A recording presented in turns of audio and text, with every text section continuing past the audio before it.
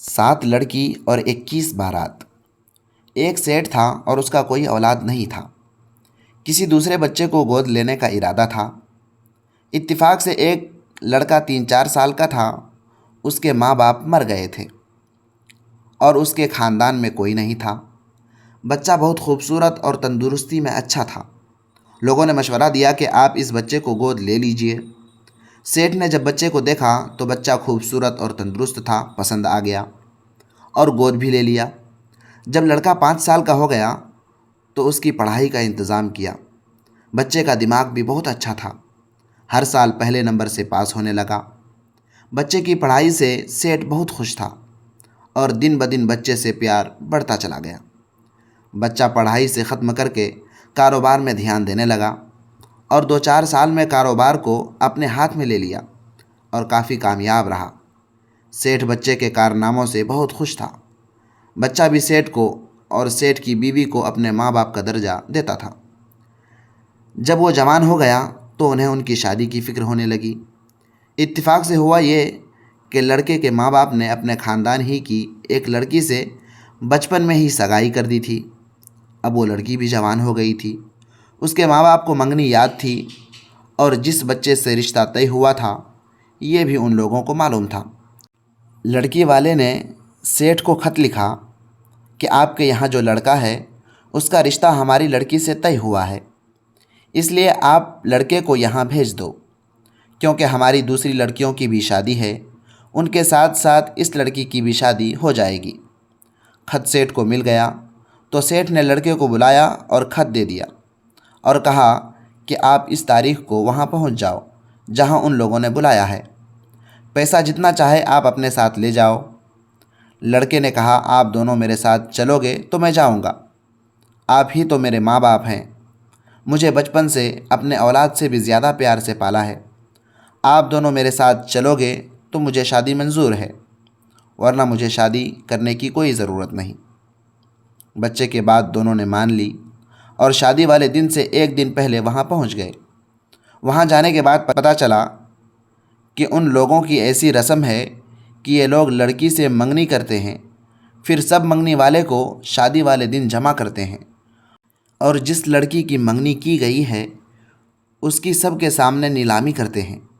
جو آدمی زیادہ پیسہ دیتے ہیں اس کو وہ لڑکی بیاہ دیتے ہیں۔ جس آدمی نے سیٹھ کو خط لکھ کر بلایا تھا اس کی 7 لڑکیاں تھیں اور 21 باراتیں آئی تھیں۔ سیٹھ نے لڑکی والے سے کہا ہمارے اس لڑکے سے جس لڑکی کا رشتہ طے ہوا ہے لڑکی کی شادی ہمارے لڑکے سے کر دو۔ لڑکی والے نے کہا اس طرح سے ہم نہیں کرتے، ہماری 7 لڑکیاں ہیں اور 21 باراتیں آئی ہیں، ان میں سے ایک لڑکی کی نیلامی ہوگی، جو پیسہ زیادہ دے گا اس کو لڑکی دے دی جائے گی۔ سیٹھ نے کہا یہ طریقہ تو آپ لوگوں کا بہت غلط ہے۔ لڑکی والے نے کہا غلط طریقہ ہو یا صحیح ہو، ہمارے خاندان میں ہمارے باپ دادا کے زمانے سے یہی چلا آ رہا ہے، ہم اس کے خلاف نہیں جائیں گے۔ سیٹھ کو ان لوگوں کے اس طریقے پر بہت غصہ آیا اور سب کے سامنے کھڑے ہو کر اعلان کر دیا کہ ہم لڑکیوں کی قیمت 50,000 روپیہ دیتے ہیں اور 7 لڑکیاں ہمارے لڑکے سے بیاہ دی جائیں۔ اگر ہم سے زیادہ کوئی پیسہ دینے والا ہو وہ ہمارے سامنے آ جائے۔ سیٹھ کے اس اعلان سے لڑکی والے میں اور آئی ہوئی باراتوں میں ایک دم کھلبلی سی مچ گئی، کیونکہ جتنی بارات آئی تھی وہ اپنے ساتھ میں 2-2 3-3 ہزار روپے لے کر آئی تھی۔ لڑکی والے سیٹھ کو سمجھانے لگے کہ 7 لڑکیاں تو ہم آپ کو نہیں دے سکتے، بلکہ آپ ایک لڑکی کی بات کیجئے، وہ لڑکی ہم آپ کے لڑکے کو دے دیں گے۔ سیٹھ نے کہا جب تمہارا رواج بیچنے کا ہے تو ہم 7 لڑکیوں کو خرید لینا چاہتے ہیں، یا پھر جس لڑکی سے ہمارے لڑکے کی سگائی ہوئی ہے وہ ایک لڑکی ہم کو مفت میں بیاہ دو۔